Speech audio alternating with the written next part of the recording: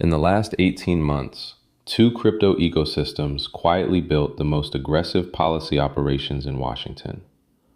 One just pumped $8 million into a super PAC to end a sitting senator's comeback. The other put its co-founder on the CFTC's new advisory committee in February. And crypto Twitter is still arguing about price charts.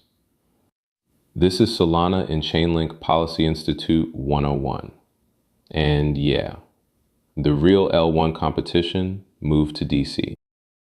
So let's start with the Solana Policy Institute. SPI. Stood up in March 2025. Nonpartisan, nonprofit. Mission. Educate policymakers that decentralized networks are the future and builders need legal certainty. Founder and CEO is Miller Whitehouse-Levine, Georgetown School of Foreign Service. Before SPI, Miller was CEO of the DeFi Education Fund. Before that, he led policy at the Blockchain Association. Before that, he was a lobbyist at Goldstein Policy Solutions.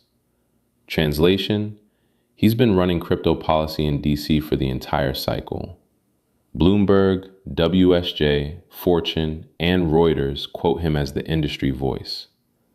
Then, in May 2025, SPI welcomed Kristin Smith as president. Kristin is the Kristin Smith, former CEO of the Blockchain Association, where she grew it from a one-woman operation into a 100-plus member trade group with White House access.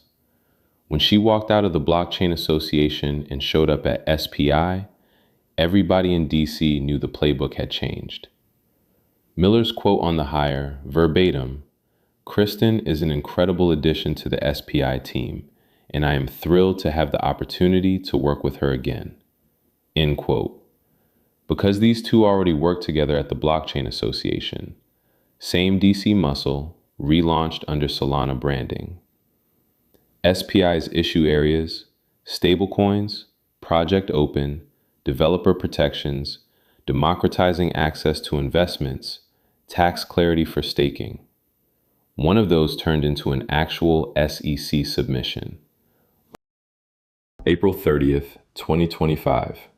Solana Policy Institute, Superstate, and Orca submitted Project Open to the SEC's Crypto Task Force. Legal support from Lowenstein Sandler. Follow-up meeting with SEC staff on June 12th. Here's what Project Open proposes. An 18-month exemptive period. A cohort of issuers registers and trades equity securities as digital tokens. Project Open calls them token shares on public blockchains. Token shares get SEC registered with standard disclosure and reporting like any other security. But trading happens on-chain. Settlement is wallet to wallet, immediate. That kills the T+2 settlement window and the counterparty risk baked into it. All participants have to complete investor education before access. So this is not an open DeFi free-for-all.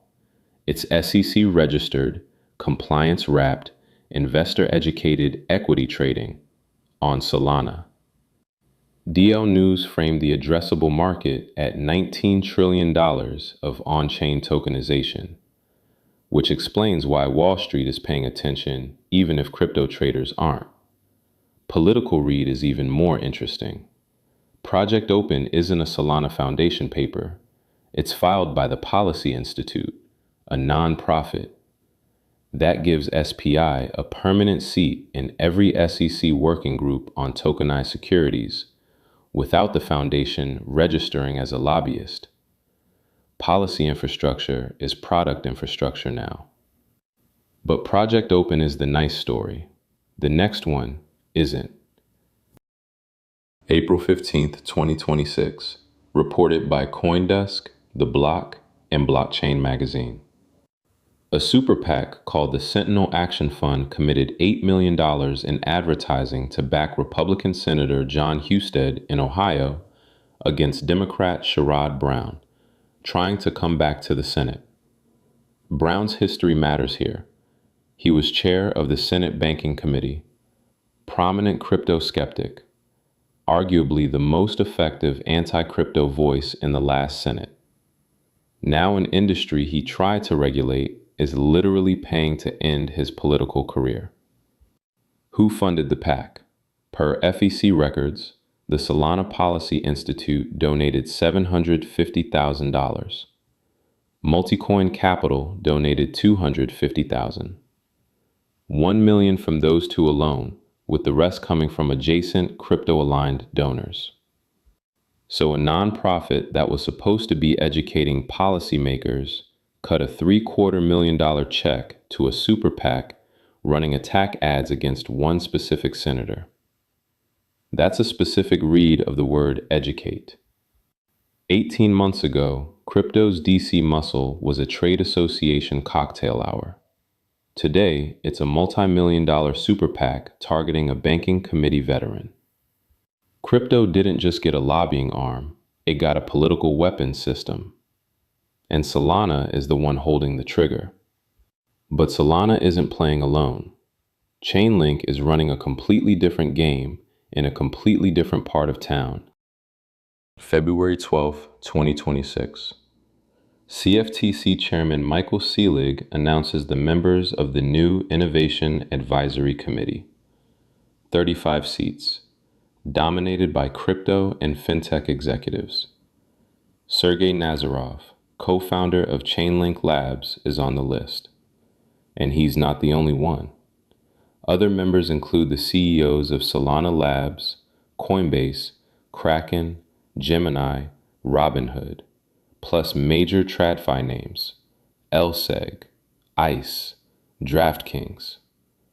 A CFTC committee is now basically a crypto conference. Why Nazarov's seat matters structurally. The IAC advises the CFTC on how AI and blockchain should be regulated, as the agency writes new rules for digital commodities under the expected Clarity Act framework. And Nazarov's DC positioning didn't start with this appointment. March 2025, he attended the White House Digital Asset Summit. Same room as the Secretary of Commerce, Secretary of Treasury, David Sachs, Whip Tom Emmer, Rep Brian Stile, who chairs the House Subcommittee on Digital Assets, and SEC and CFTC reps. What Nazarov pitched is worth quoting. He calls his framework Financial System 3.0. 1. The U.S. generates reliable base assets that originate domestically. 2. Those assets connect across blockchains using cross-chain infrastructure, which, conveniently, is exactly what Chainlink's CCIP does. 3. Compliance automation to drop transaction costs. Chainlink also has a head of public policy who appeared alongside U.S. officials at a White House Working Group report release. And Chainlink hosted an invite-only DC event where Nazarov met with Brian Stile. Solana bought political ads. Chainlink got a CFTC seat. Different operating systems, same goal. So why does all of this matter to SOL holders and link holders specifically? HR 3633, the Digital Asset Market Clarity Act of 2025, commonly called the Clarity Act. What Clarity does: gives the CFTC exclusive jurisdiction over digital commodity spot markets. SEC keeps investment contracts. The jurisdictional fog crypto founders have lived with since 2017, the Act tries to settle it. Inside Clarity is a specific grandfather clause. Tokens tied to spot ETFs listed before January 1st, 2026 get treated as commodities, explicitly listed. XRP, Solana, Litecoin, Hedera, Dogecoin, and Chainlink. So Solana and Chainlink are both on the protected list. Same bill, same clause. Ripple's Brad Garlinghouse puts the odds at 80 to 90% that Congress passes Clarity by April 2026. That's the timeline SPI is lobbying against. That's the timeline Chainlink's CFTC seat is positioning against. Two tactics, one outcome. And it's not just policy. There's a technical partnership too. 163 Chainlink integrated projects on Solana. CCIP is live on Solana, unlocking roughly $19 billion of cross-chain asset access. Chainlink Data Streams runs on Solana mainnet, and Chainlink Labs runs a joint startup program with the Solana Foundation called Build on Solana. So the policy alignment isn't a coincidence.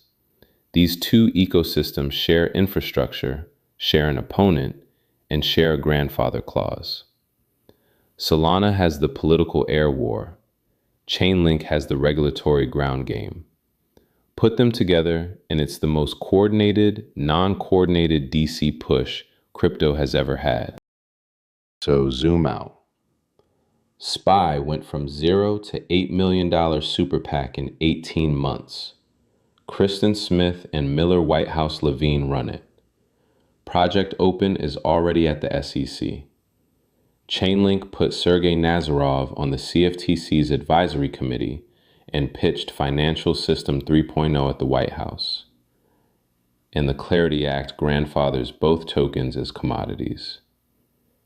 Policy is the new L1 competition. Full research with every source is in the Notion page below. Follow me on X at IINMotion. Subscribe for institutional crypto coverage.